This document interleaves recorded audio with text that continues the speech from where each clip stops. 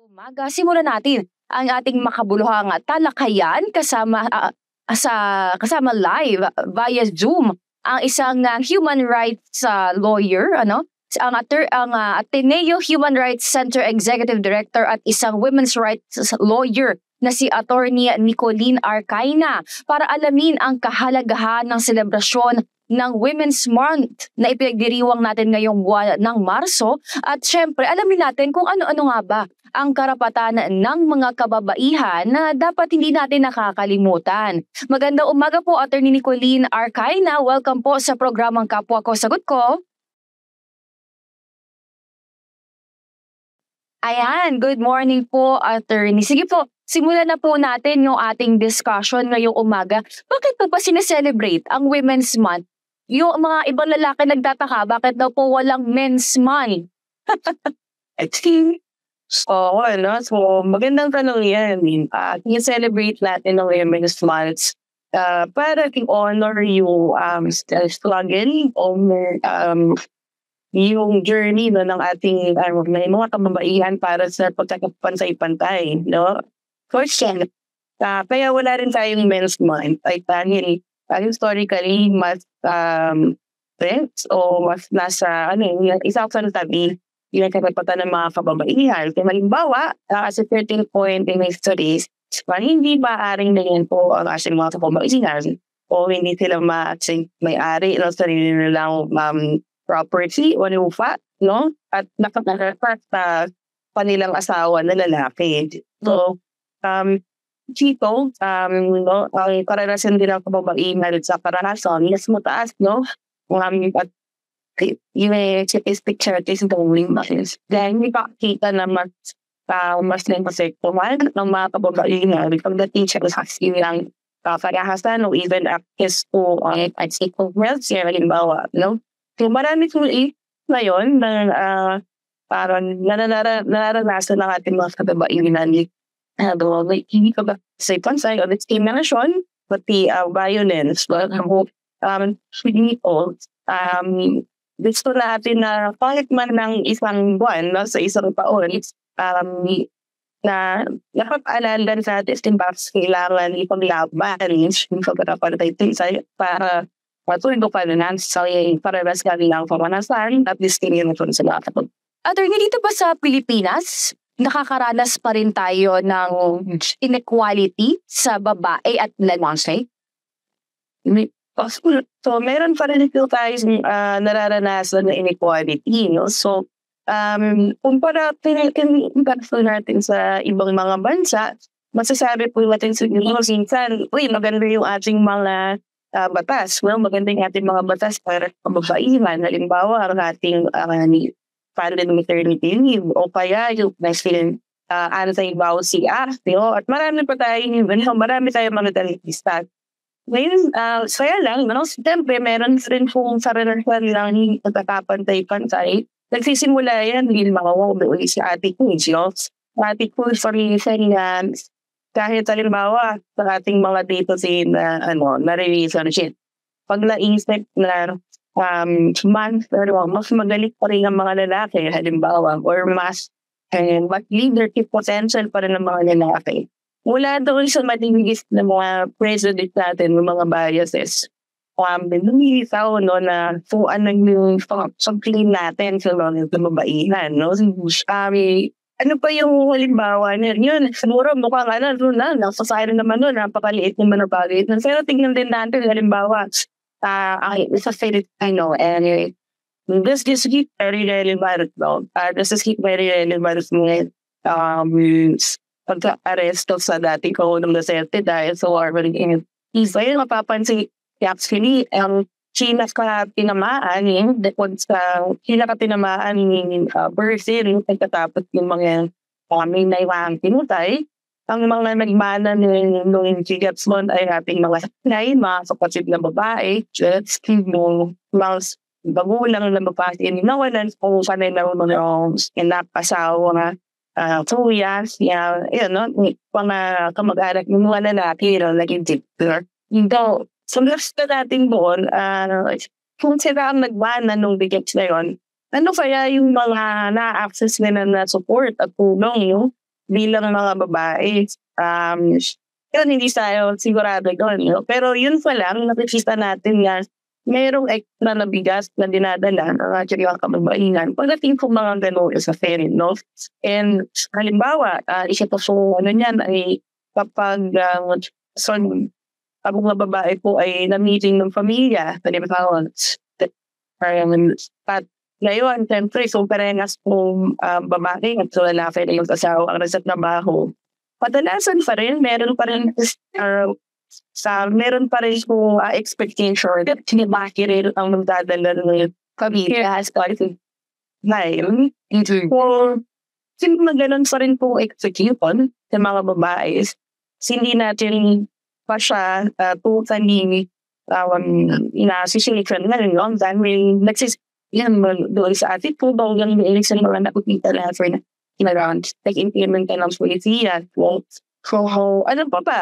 Yan, years. Kahit sa health kit, titignan din natin ang ating yung ating functioning at yung pagtingin natin kapag access halimbawa ng contraceptive, guys.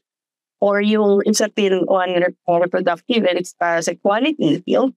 So, lagi kang parang sumunod for a bit na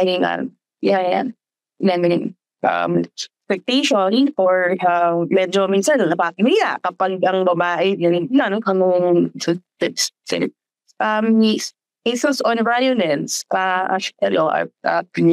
whether this is the most kick or yung ating issues on trafficking halimbawa in more nakikita natin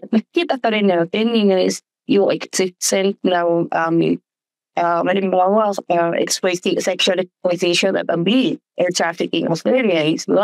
So, we see now, kahit meron tayo ng pag-insing na namatan, para maproteksyonan sa para patanong mga siya pagkain. Dahil, naman mo yung pa rin isa't ibang karanasan na mas na-affect sa hen o ang meron yung harm ay pato or ang harm ay ang ating mga kababs.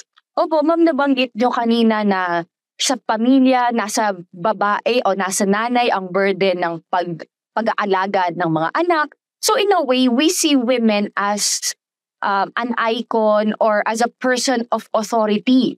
Pero at the same time, hindi rin ganon karami ang ating mga leaders na babae, especially in our government po. So, bakit po may ganong discrepancy? Ano ba ang Pilipinas? Matriarchal o patriarchal society? So I would say na we're still very patriarchal, no? Now, when we say patriarchal, syempre meron pa rin itong singer o attitude na halimbawa para mag-leader, para maging pagpapaglingkod na authority, dapat lalaki ka o mas magaling yung sarili ng lalaki. So, a bit of, ko rito sa isang parte ng trabaho namin ay pag-training at ang pagtingin at pag-authority. Ano ba ang tingin namin yung ating mga leaders at mga ating mga mamatayan, mga Pilipino sa kasakin ng human rights offenders. Naalala po, merong isa kaming pa-survey, nito yun. Hindi siya seryo iba't ibang leader na po ito ng isang tinatanong namin nun, tama ba na kaya mas maraming laking leader ngayon ay dahil hindi mo kikas na magagaling ang mga nanakit. At nagulat kami nagulat ako personally because marami sumang-ayos. Maraming sumang-ayon sa box statement na yun. So I see, kaya po may discrepancy doon sa reach. Kung sa sinasabi natin, okay, kahit mayroong managing role ang ating mga kapitbaihan na may pamilya o kanilang mga pamilya, hindi pa rin natin nakusnita yung mas maraming readers sa babae tapos sa ating merda. So, dahil primarily ito doon sa hindi pa natin na-work yung attitude na yan. Ako, pagpangat sa babae, pag sa lalaki, mas magaling start na sa babae. Meron mo tayong ganun pa rin at Filipinos yung pagsingin, na hindi natin masyado nakikita na hindi natin nakapost ng minsan, di ba ganun po sa yung yun. So I think masitin talaga doon. And at the same time, kailangan din natin siya kasigurin na kapag yung pag-review yung ating mga sinusunod na laser, tingnan din natin yung ating mga goals for daming na batang yung babae. Halimbawa, sa iba't ibang narasyon. So whether it's politics, by selection, medyo marami rin sa mga babae indagado. Pero, meron sige yan, non-nerve. Sa battery na babae, hindi ubayan sa forte. Malambot yan. So, naranasan ito lagi yan na maniisin sa korte. No? Dahil, babae ako. Pero, kailangan nating suriin so yung iba't ibang mga larangan nga. So, totoo lang, marami sa contribute ang ating is mas maganda siguro po lang yung singyan na espaso. Yung mga pamatingin na rin, always the final categories and say that in politics, in arts, or sport. O sabi yun, no? Oh, it's sports. That's people na rin. Yeah, nagsasak mo as kababaihan. Opo.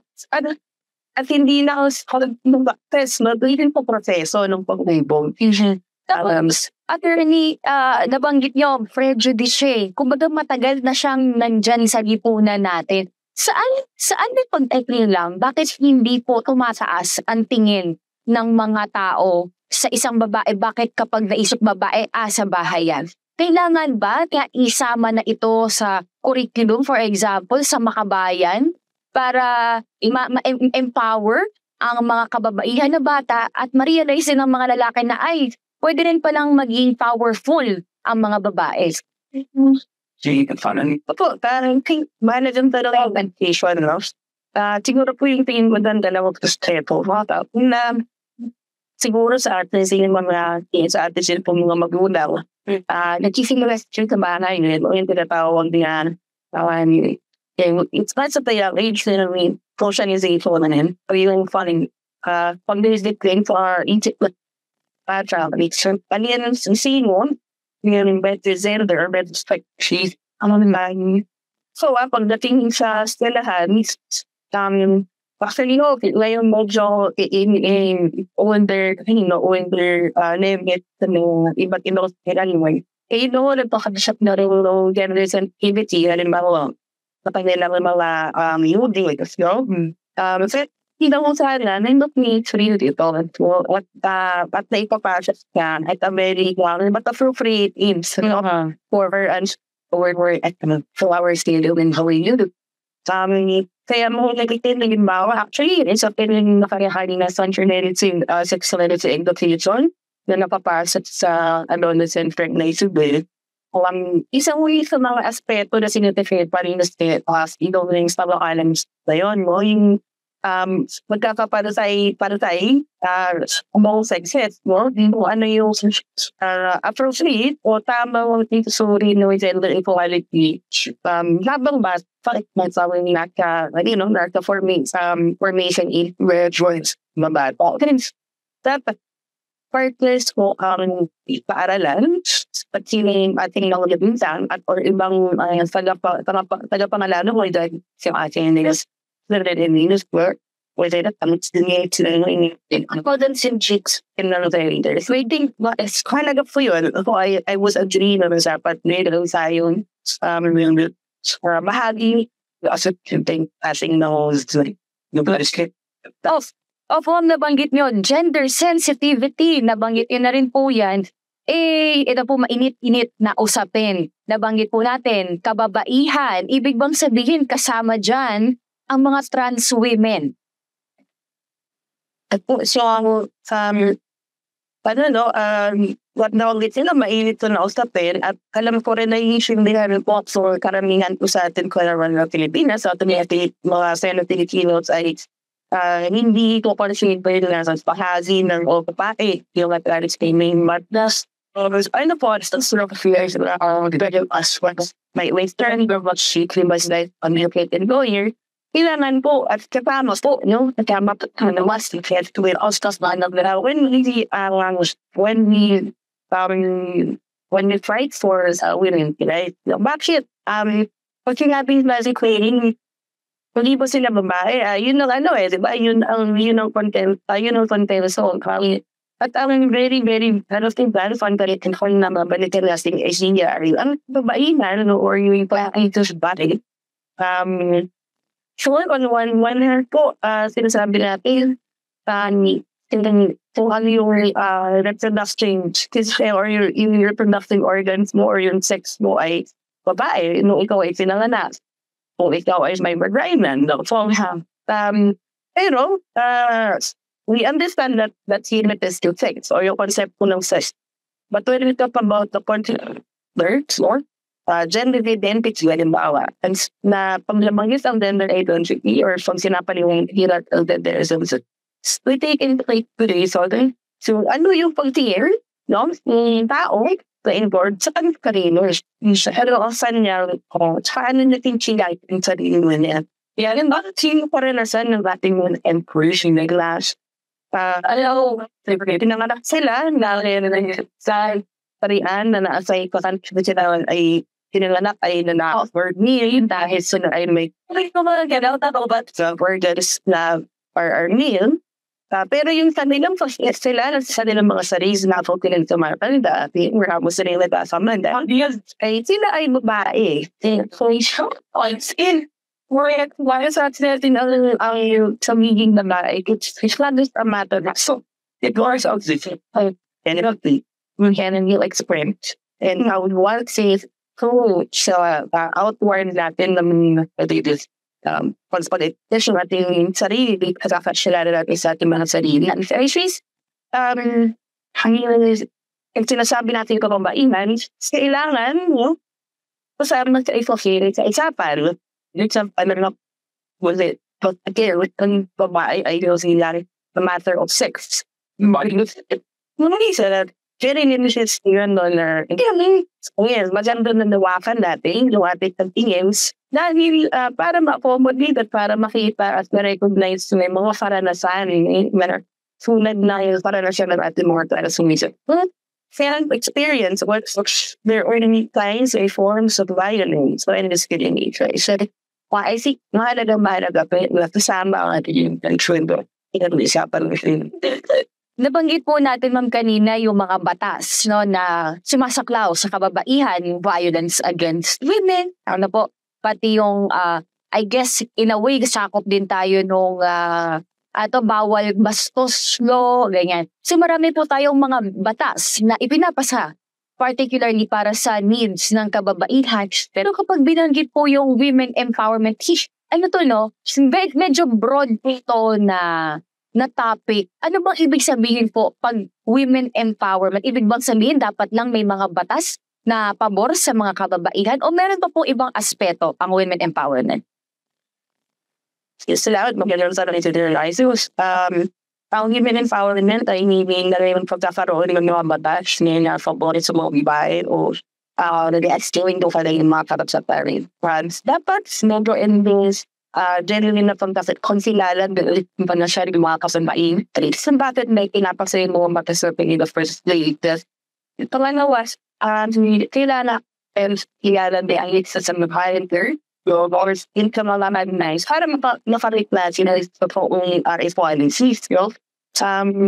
So last thing, yung empowering this ay ang sinabing empowerment, isama dapat yung more gasat po. So, isigay naman sa interest natin yung salary or impose natin yung dapat ganito o dapat sinuyan doon sa middle sectors. Dapat sila mismo o ating mga kamagay mismo rin ang nagdadala yung cost na yan months. At habang sa mga pag-ers ako nabali anabang dumad balls yun at na at pinita ko sa parapataris. Yung pag-i-infinite, yung pag-i-infinite po atin ng akong dapat pinapisiyan, so dapat ang sunipinan na po nila at pinisikan ka natin. Ay ang mga pababas yun. So, ang women empower mo po ay daw saan na ng batas. Mm-hmm. Pero, women empowerment, pinatanong na fight, nagagamit ba at ginagamit ba ng ating mga kasabaihan sana isa nilang kapangyarihan para na-exercise sa kanilang mga karapatan para po natin na nag-isip ba nila kung bakit nagkakaroon ng karahasan as explanation at kanino ba nagagaling kanino nagagaling yung mga sinisyon na ito at bilang sinasakong dyan. Ang pwede at mas nilawak sa team na kasi hindi lang mapos yung ating kumbaga tinansinan at hindi lang yun yung parang metrics to the point at pag sinasabi na actually pwede in the scholar. I mean, it's so flatten ay ang bopos sa kabatay.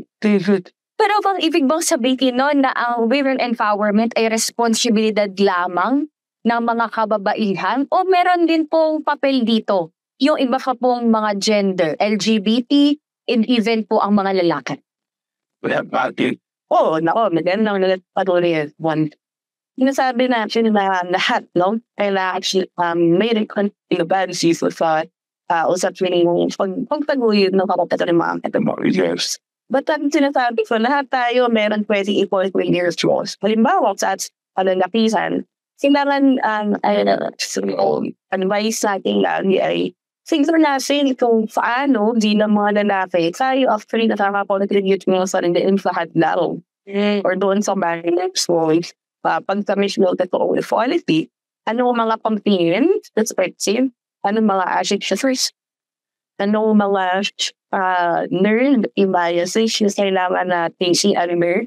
So, yung mga may situation ng laking mind.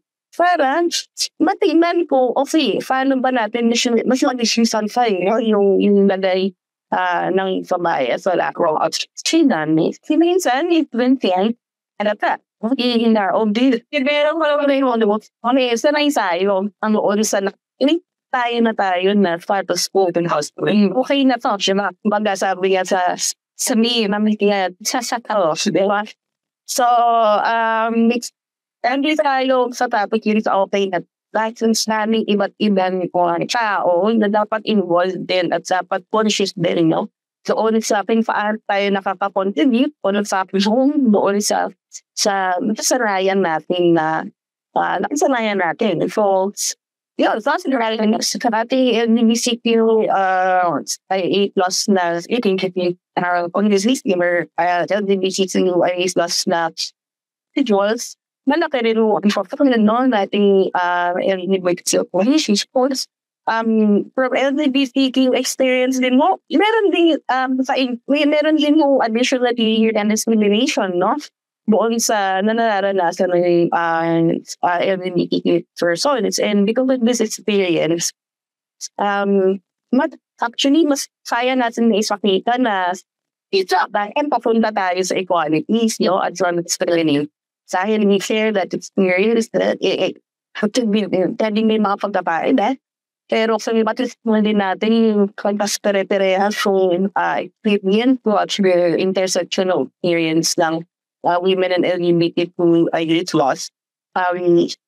Meron tayo we can take that taking forward towards our matters at public.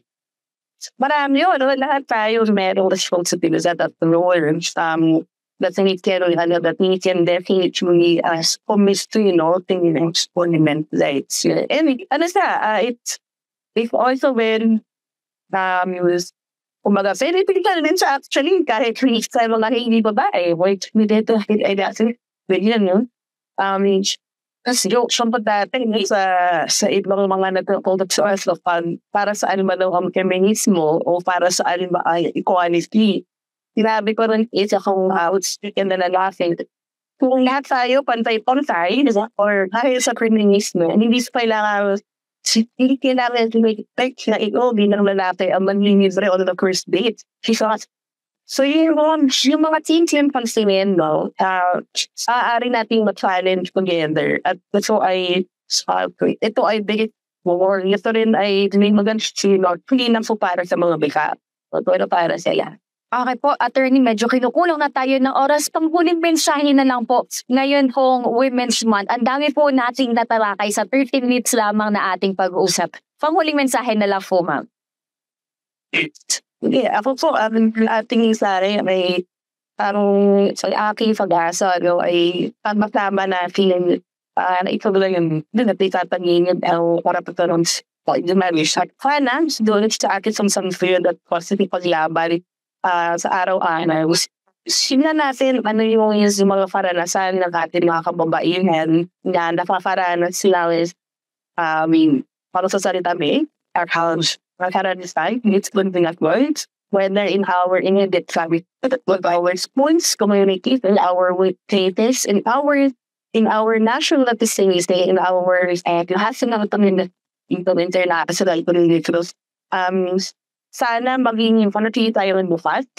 Pam-alam, mas alam sa kung paano tayo makakapag-politic hospital of laban ng pagkakapantay-pantay. At sana makita natin ng pambablig at exciting times at exciting times in our youth school.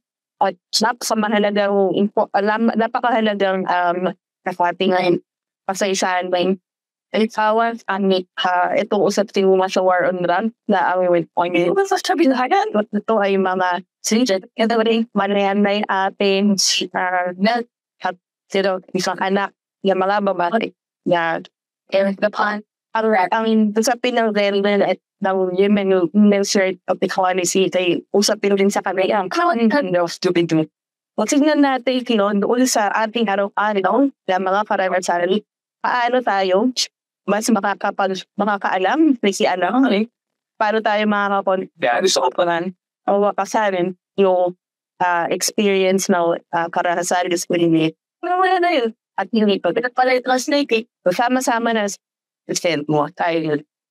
Paano sabi natin? Thank you po. Marami pong salamat, Attorney Nicolene Arcaina, ang Executive Director ng Ateneo Human Rights Center. Maraming salamat po. At siya rin pala ay isang women's rights lawyer. Maraming po salamat sa inyong panahon, Attorney. Sana po ay makaulit pa po. Salamat. Salamat. Ayan.